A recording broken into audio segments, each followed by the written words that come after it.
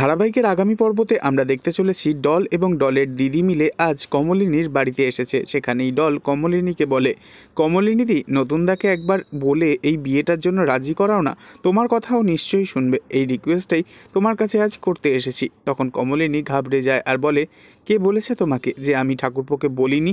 ঠিক তখনই নতুন কাকু সেখানে আসে আর সবাইকে একসাথে বসার ঘরে দেখে বলে ওঠে, বাবা তোমাদের বাড়িতে তো আজ দেখছি একেবারে চাঁদের হাট।